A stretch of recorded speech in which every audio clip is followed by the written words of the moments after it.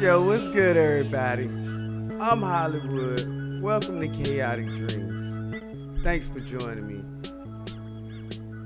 Introducing to the channel my 2007 530xi, which is now my daily driver. It came with the N52 B30 engine, and I'm gonna go through like a little mini series to show you how I got from stock to looking the way it looked. So first off, when I got the car, it went in the drive and it drove, but it was having some transmission malfunctions. And as I was cleaning the car, I found a piece of paper that came from BMW that says that it was a solenoid malfunction. So I figured I'd start investigating and trying to figure that out. Other than that, of course, it had oil leaks, coolant leaks, and everything else in between. But getting into the transmission, it would go into gear, but it was iffy. So what I did find is I found a small leak around the drain plug, but getting the bolts out from around there, they're all T27 bolts. And if you needed to get it in the gear, the switch is it's hiding right up in there, and you can actually get it into gear.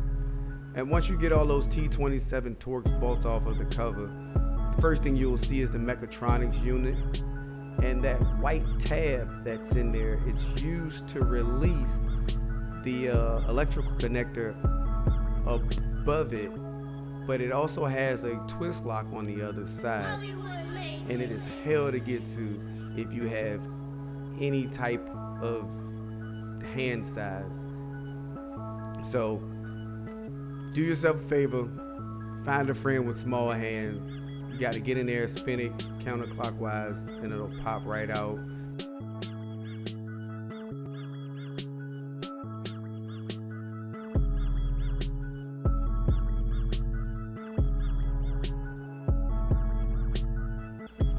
Yeah, once it releases, you can go ahead and start taking out the bolts for the mechatronics unit and getting that ready to drop down.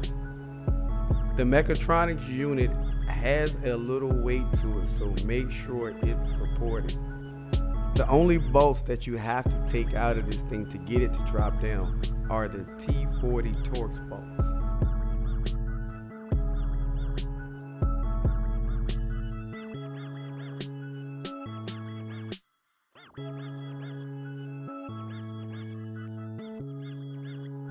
And these are the bolts that you need to take out.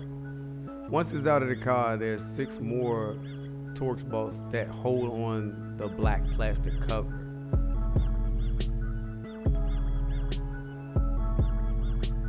Once you get those 6 bolts loose, you can then pry up on the cover, but be careful, there are like guide pins on the other side. And also be mindful that that has to go back. That plunger piece has to go back on that slide. And all of these bolts are the same, so you can just you can put them back any kind of way. It doesn't really matter. And these are the pins right here. Try to pry up on all of them evenly so you don't bend anything or break anything.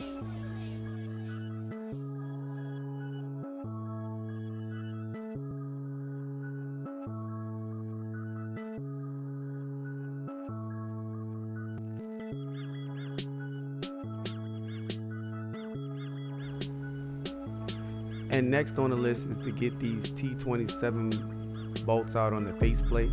Once you pull all those bolts, that plate just kind of like slides up.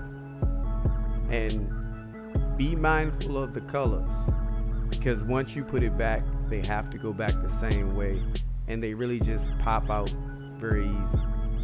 Now putting it back together is really just the reverse of what you just did. And while I was in there, I just went in and cleaned everything out and inspected everything to make sure everything was just in the right place, nothing was messed up. But while I was in there, I replaced the sleeves. There's a square sleeve and a circle sleeve on one side, and then there's these four little sleeves basically in the middle. They pretty much come out with a little bit of wiggle. They're not hard to replace. But the one that was hard to replace, because that sleeve that holds the electrical connector on mine had cracked. So getting that thing in and out was a total pain. I do not recommend it. But if you have to, you have to. And so once you get all that stuff back together, in order to feel the transmission, what you have to do is take out the front drive shaft to get to the fuel plug that's behind it.